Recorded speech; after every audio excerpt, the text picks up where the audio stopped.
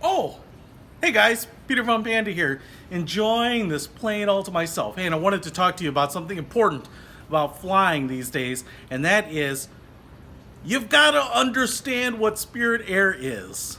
So I wanted to address the numerous people that are complaining out there about Spirit Air and kind of decode what you should expect from Spirit Air in order to have a good experience. So first of all, let me talk about this. One, unexpected charges, right? So a lot of people go onto Spirit Air, buy a flight, they look at this bare fare, which is called a bare fare because it doesn't include very much of anything, and it really is just your ticket price.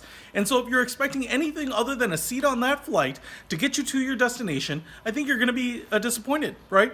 Because most of us are going to take some sort of luggage. Maybe you want to have a drink, and maybe you're going to check a bag even. So if you're going to do any of those things, you have to understand that the whole point of Spirit Air is that basically everything is a la carte, and that's what I love about it.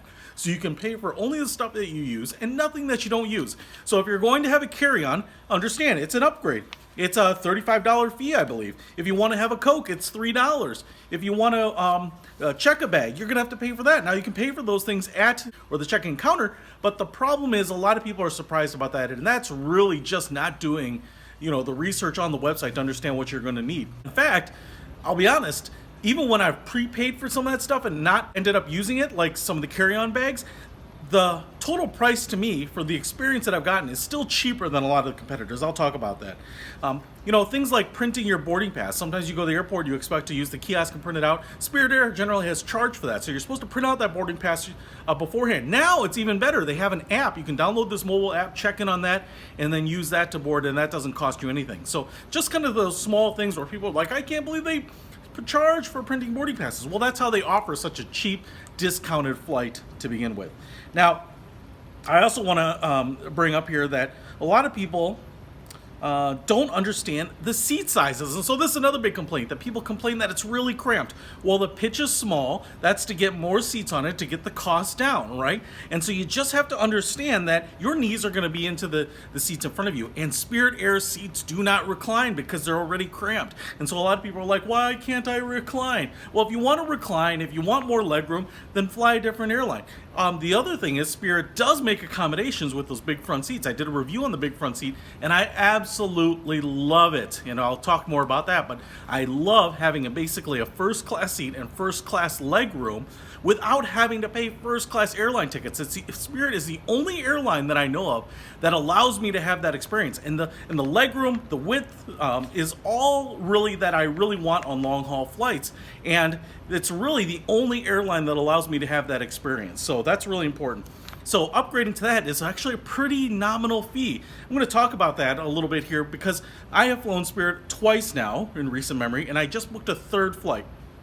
All three of these flights, I booked the big front seat upgrade. So I flew from Chicago to Oakland, California. I flew from Chicago to Denver, Colorado, and I just booked a flight from Chicago to Portland, Oregon.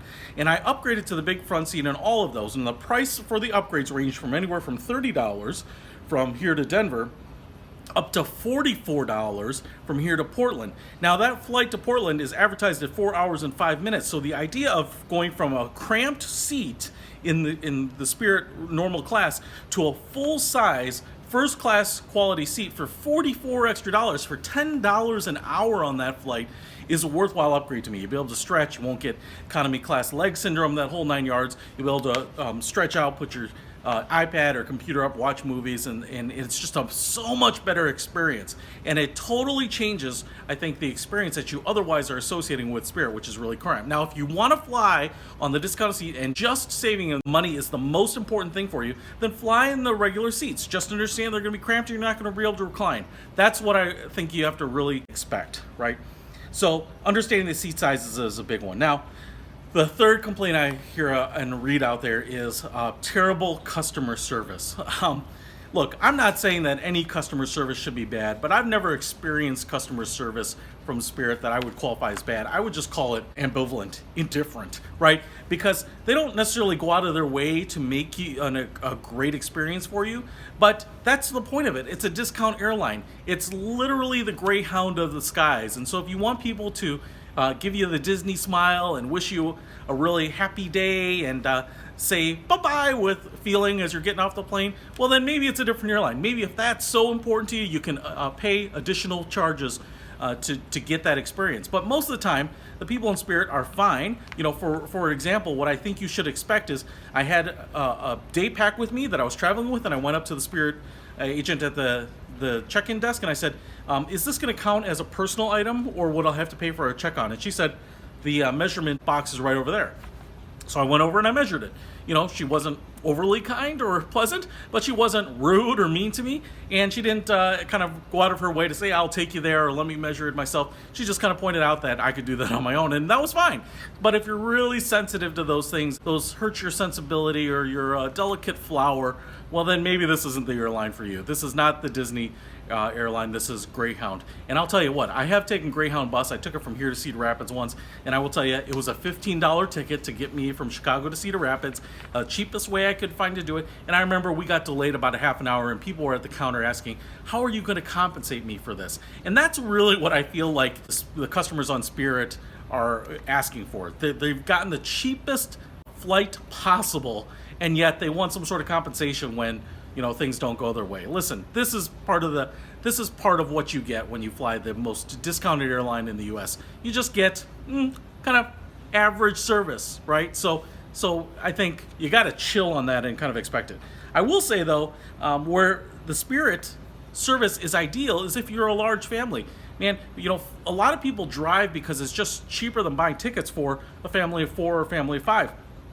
If you're a family of 5 and looking to travel, I would highly recommend Spirit. And the way I would do it is I would get the 2 big front seats, is what they call them, for the adults, and then the row behind it, the first row of standard seats where you have 3 abreast, I'd put your 3 kids there. That way the parents and the kids are together. The seats are pretty small, but that's perfect for kids who don't necessarily need a big seat.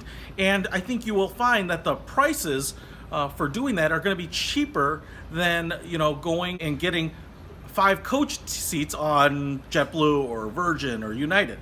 You know, in fact, one of the things I wanted to compare here, and I wanted to be really fair about it, is, you know, my flight here to Portland. So I printed this out. I'll show this to you on screen.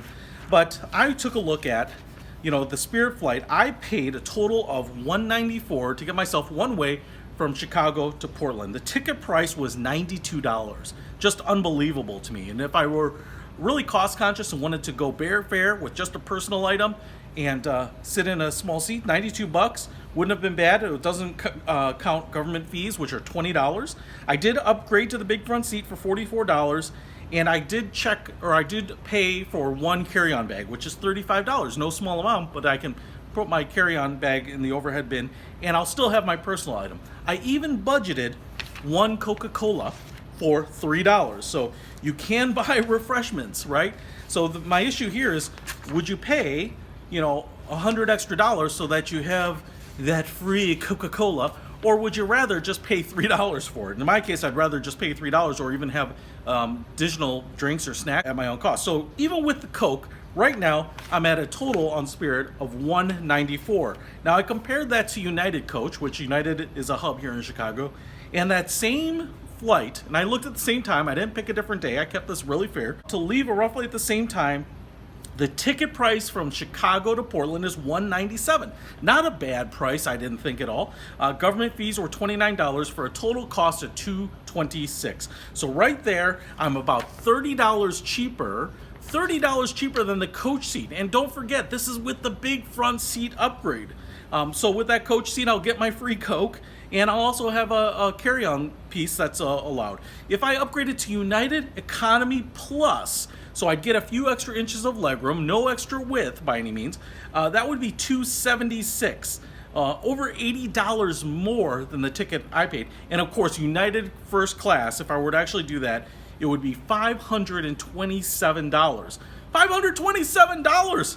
$300 more than what I paid. And I'm getting that experience basically, minus any of the food or drinks that you'd get comped in United First Class. But I'm getting the same size seat for the same trip for $300 less. And granted, I paid for each of these things individually. And that's really the key. Because even if you load up Spirit You give yourself even a price that maybe you don't even take advantage of, right? Maybe you don't need that carry-on, but you prepaid it and it is what it is.